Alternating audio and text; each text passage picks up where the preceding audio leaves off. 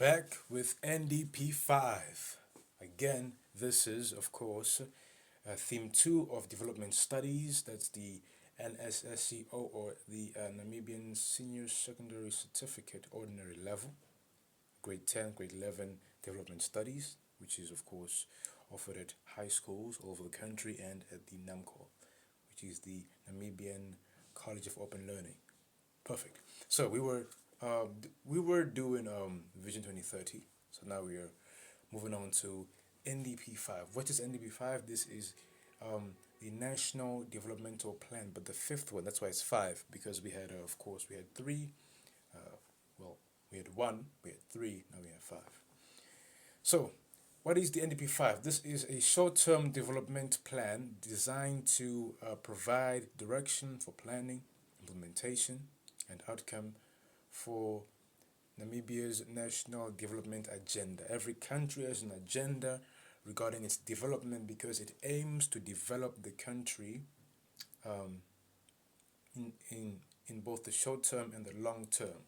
Right? We could say Vision 2030 is the long term development plan, right? And then NDP5 is the short term development plan because we always need short term and long term. Short term is what we can do now. Long term, however, is things we look at in the long run. Perfect, because of course we need to acquire resources to achieve the goals in the long term. But in the short term, we have the resources. We just have to get to know how to make use of these resources to get to the achievement of this goal. Anyways, perfect. So we have four key goals of NDP5. We have the economic progression, we have the environmental sustainability, good governance, and creating a skilled, healthy workforce. So we start with economic progression, which is economic advancement, which actually just means we are trying to improve our economy. So this way we do that by increasing the number of secondary industries contributing to GDP. Why? Because we only have primary so far. We only have mining, agriculture, manufacturing. We want to bring in secondary industries and tertiary as well to increase the manufacturing, to increase, let's say, for instance, we can mine diamonds and gold, but we can't process them because we don't have the tech. And so we have to export them to the United States of America or to the UK, and those guys over there will process the gold, process the diamond, and add value to that and sell it to us at a much higher price. So we actually at loss for our own goods. So the way that we can increase our economies, let's say to improve our economy, it is to increase our economic returns, then we have to increase our secondary industries, thereby contributing to the GDP as a whole, which stands for GDP stands for gross domestic product, which is what is earned within the country. But that's a different topic, really, altogether.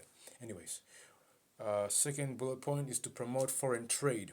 This means that we have to export what we produce, and therefore we have to produce quality goods that can be exported. That means that can be bought by other countries. And so far we're doing an amazing job, as Namibia, of course, exports meat to the United States and China, and diamonds and gold and other minerals. And so far so good. We're doing amazing there. But we have to promote it more in order for us to have a larger market. That's the aim here. What else do we have? We have to encourage entrepreneurship. Now, entrepreneurship is basically just having small and medium enterprises and pushing in funds there in order to promote development in those areas. All right. Because every large multinational company began as a small enterprise. That's why we have to encourage entrepreneurship, so we make more smaller businesses or more small enterprises and medium enterprises, which will grow into these large multinational companies, right? Because Rome was not built in a day, as they say, So yes. All right, let's just perfect. Now we have environmental sustainability. This one is the responsible use of waste of a wide, so not waste, but a wide range of natural resources. I have very bad handwriting. So please bear with me there. But yes, environmental sustainability. This is the responsible use of a wide range of natural resources, because we have an irresponsible use of the trees. We just cut down trees, don't plant them back. And as a result, we lose those natural resources. We do not responsibly use water, which of course will run out. Why? Because yes, the world is covered by water. Let's say 70% of the world is water, as they say, but all of the water isn't good water. Well, most of it isn't good water. Some of it is what we can drink, because we have freshwater lakes, and then we have the salt water, which is the whole component of the ocean and the rivers. So, not rivers, but yes, the oceans. So we have our options limited in water. So we have to manage how we use water. That's why it says responsible use of a wide range of natural resources, not only the water and the trees, which of course is a danger if we just cut down trees but don't plant them back. But we also have the wildlife, which you should pay attention to, because the more that we just kill off these animals without letting them, replenish, or just, it results in extinction, and now we have endangered species, such as the rhino is now endangered due to poaching. So that is, of course, something we have to pay mind to. And the fish are a natural resource of Namibia, but if they are overfished, we lose all our species, and then we lose not only a source of income here, but also a means of sustainability for riverside communities who live off the fish, right?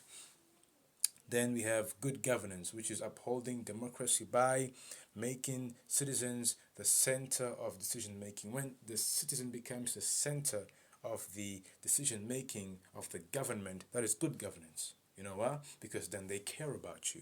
They care about us citizens enough to see what do we need and how do we push these people, how do we improve our governance so that it will benefit the citizens in the country. That's good governance, okay? And so, of course, the political parties will take into account what is needed by the citizens, and so will push for this agenda. Then we have ensuring transparency and accountability in all areas of governance. Why? Because there's too much corruption with the fish rod and the oil and just so much. So we need transparency. We need to have annual reports of what the government is spending the money on. We need to know, because a lot of people have been stealing. I heard some ministers are still in jail. So, we need transparency and accountability, which is owning up to the mistakes and the errors that the government is making in its governing system. Perfect. The last one, last but not least, is creating a skilled, healthy workforce, which comes after this one actually, but we just messed up the whole order, but it's fine. We're still on track. We will invest in the youth, of course. We shall promote entrepreneurship, and of course, we will invest in education, again, to educate people so that they have the skills and training necessary to promote productivity. And health. We'll invest in the health facilities to improve healthcare services. So that means we need to improve in the production of medication, the infrastructure as well, building more hospitals and clinics in rural areas where the need is great. And of course, we shall improve productivity with socio-economic benefits for citizens, not only financial